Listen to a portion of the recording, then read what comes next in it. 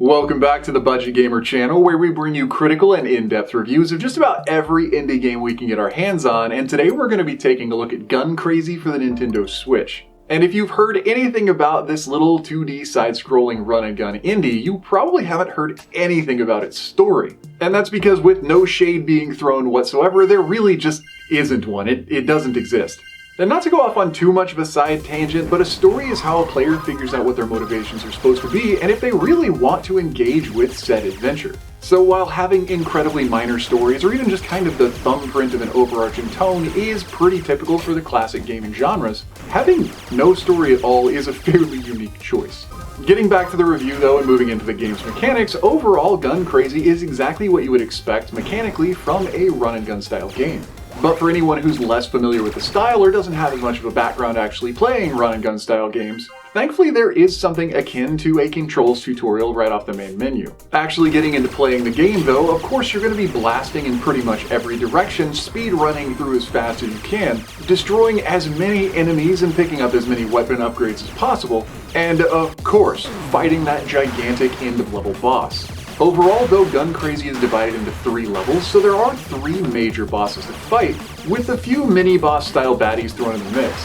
Every overarching gaming level is completely unique and designed to represent those more iconic scenes from certain games that we might remember from other franchises. There is the run-and-gun pseudo-platformer first stage that pretty much everyone's going to be familiar with, leading into other more almost tower defense style sequences, as well as the ever-popular car chase. And not only are the visuals for the 3 overarching gaming levels unique, but each one will require a certain skill set to manage those pesky enemies to make it to the end-game boss. It is easy to see though that with SNES era graphics for this type of a fast-paced run-and-gun style game, the visuals are a pretty big draw.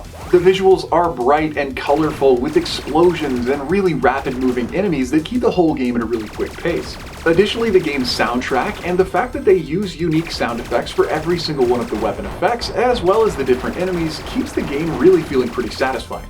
But after talking about all that glorious destruction potential in Gun Crazy, it's time to talk about a few of the game's more unique aspects.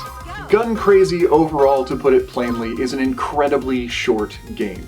If you are a skilled run-and-gun gamer or a skilled platformer, you'll probably cruise through in about 20 minutes. But learning the level design, figuring out how to control your character, and memorizing bosses' attack patterns are going to take you a couple tries. So while the game does offer you a fairly spongy main character with a handful of hit points, a couple extra lives, and even several continues to make it all the way to the end of the game, the total gameplay with trial and error until you make that perfect run from start to finish will probably only take you about an hour, maybe an hour and 20.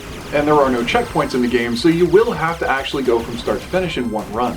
And while that is pretty much the game's only critique, except for that some people might complain that the screen gets a little bit busy at times, looking back on Gun Crazy, it left me with a fairly unique impression. I really enjoyed playing through it. I thought it was a really great game, but then when I just started to get in the swing of it and I just started to feel like I fleshed out my character's moves and how I liked to play the game, well, it was over. And for me as a gamer, there is a really distinct dividing line between a game being over and me wanting more, and a game ending and me wishing there had been more.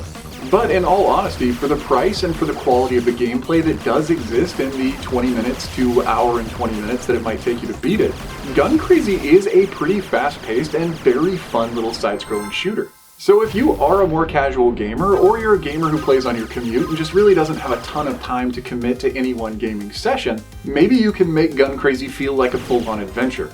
But otherwise, for any classic gaming retro fans, if you just kind of want to dip your toes back into those SNES days, it might be a fun diversion.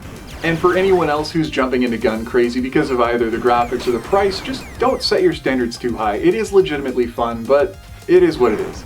But anyway, that does about wrap up the review of Gun Crazy now on the Nintendo Switch, so if you enjoyed the review, or especially if you found it helpful, feel free to throw us a like or a comment to show your support. And don't forget to click that little bell icon when you subscribe to stay updated with the latest content. We've got a couple reviews coming out every single week, so whether it's an easy hard pass or an absolutely unforgettable gem, chances are, if it's on the eShop, you're going to find it right here.